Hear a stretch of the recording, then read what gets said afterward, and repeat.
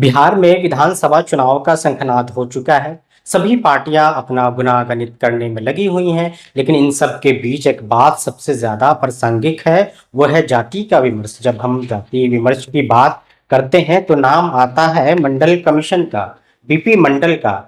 आज उनकी जयंती है और इस अवसर पर उन्हें हर कोई श्रद्धांजलि अर्पित कर रहा है। आज ही के दिन 25 अगस्त 1918 को जन्मे बीपी मंडल की पहचान कोई लंबे कार्यकाल वाले मुख्यमंत्री की नहीं है। उनका मुख्यमंत्री वाला कार्यकाल तो बस 30 दिन का था, लेकिन उनकी बनाई मंडल कमीशन रिपोर्ट ने भारतीय राजनीति को मंडल बनाम कमंडल विमर्श में जरूर बांट दिया। आइए मंडल साहब की जयंती पर जानते हैं उनकी कहानी विस्तार से। बाकी कार्यक्रम में आगे बढ़े इससे पहले मैं बता दूं कि मेरा नाम है महताब आलम और आप देख रहे हैं इंसाफ टाइम्स। किस्सा 1968 का है। मंडल साहब बिहार के मुख्यमंत्री बने ही थे कि बरौनी रिफाइनरी से तेल, रिसा और गंगा की सतह पर आग लग गई। विधानसभा में विनोदानंद झा ने चुटकी ली, शुद्ध मुख्यमंत्री होगा तो पानी में आग लगेगा ही। सदन में सन्नाटा छा गया, लेकिन मंडल साहब ठहरे सीधे जुबान वाले। बोले गंगा में आग तो तेल के रिसाव से लगी है, लेकिन एक पिछड़े वर्ग का बेटा मुख्यमंत्री बन गया, इस बात से आपके दिल में जो आग लगी है उसे हर कोई महसूस कर सकता है। ये एक लाइन ही बता देती है कि मंडल साहब केवल मुख्यमंत्री नहीं थे, वे सिस्टम से सीधे टकराने वाले आदमी थे। मंडल साहब का जन्म मधेपुरा जिले के मुरहो स्टेट के यादव जमींदार परिवार में हुआ। पिता रास बिहारी मंडल कांग्रेस के संस्थापक सदस्य में से थे। कांग्रेस की 1885 की पहली बैठक में वे दरभंगा महाराज के साथ मौजूद थे। मतलब राजनीति और समाज सेवा का संस्कार घर से मिला। लेकिन मंडल साहब का बचपन आसान नहीं था। जब वो दरभंगा के राज हाई स्कूल में पढ़ने गए तो उनका जातिगत भेदभाव से सामना हुआ। स्वर्ण बच्चे बेंच पर, पिछड़े बच्चे फर्श पर, खाने में भी यही हाल। पहले ऊंची जाति के बच्चे, फिर बाकी बाकी बच्चे चुपचाप सहते, लेकिन मंडल साहब को गुस्सा आया। उन्होंने आंदोलन छेड़ दिया। नतीजा स्कूल की वो भेदभाव वाली परंपरा खत्म हुई। वहीं से मंडल साहब के भीतर सामाजिक न्याय का बीज बोया गया। 1952 का पहला विधानसभा चुनाव मंडल साहब कांग्रेस के टिकट पर मधेपुरा से जीते। कांग्रेस के मुख्यमंत्री श्री कृष्ण सिंह चाहते थे कि मंडल मंत्री बने। पहले जूनियर मंत्री का ऑफर मिला, लेकिन मंडल साहब बोले नहीं चाहिए। वो सदन में सत्ता पक्ष के बावजूद जनता की आवाज उठाते थे।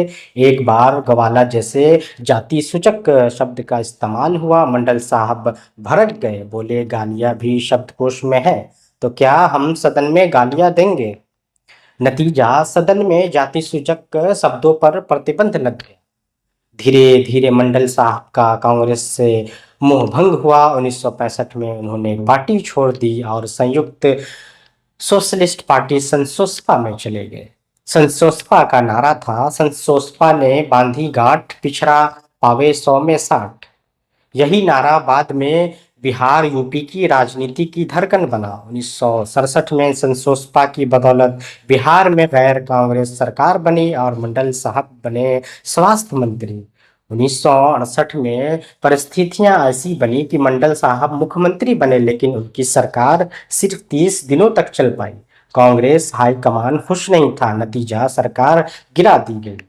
लेकिन इन 30 दिनों में ही पिछड़े वर्ग के लिए संदेश चला गया, मुख्यमंत्री की कुर्सी अब सिर्फ सवर्णों की बपौती नहीं। 1979 में चौधरी चरण सिंह ने बीपी मंडल को दूसरे पिछड़ा वर्ग आयोग का चेयरमैन बनाया। 2 साल रिसर्च हुई, गांव-गांव सर्वे हुआ, जिसका नतीजा निकला देश की 52% आबादी ओबीसी है, इनको नौकरियां और शिक्षा में 27% आरक्षण मिलना चाहिए।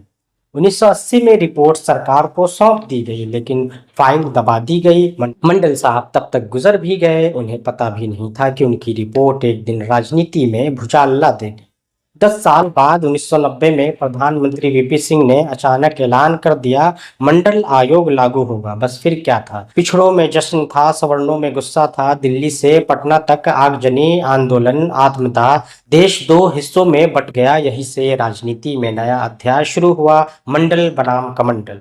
लालू यादव, मुलायम सिंह यादव, शरद यादव जैसे नेता मंडल राजनीति के चेहरे के तौर पर उभरे। उधर बीजेपी ने इसका जवाब दिया राम मंदिर आंदोलन से। 1990 का दशक भारतीय राजनीति में दरअसल दो धाराओं का टकराव था। मंडल यानी सामाजिक न्याय और आरक्षण का मंडल यानी हिंदुत्व और मंदिर आंदोलन। आज 2025 में खड़े होकर देखिए, ओबीसी वोट बैंक पर हर पार्टी की नजर है। लालू यादव, नीतीश कुमार हो या तेजस्वी यादव, सब मंडल की राजनीति से निकले। बीजेपी तक ने इसे समझा। नरेंद्र मोदी ने खुद ओबीसी प्रधानमंत्री कहकर पेश किया। जातीय जनगणना की मांग आज भी जोरों पर है और केंद्र सरकार ने इसका ऐलान भी कर दिया। यानी मंडल सिर्फ इतिहास नहीं, आज भी राजनीति का असली खेल है।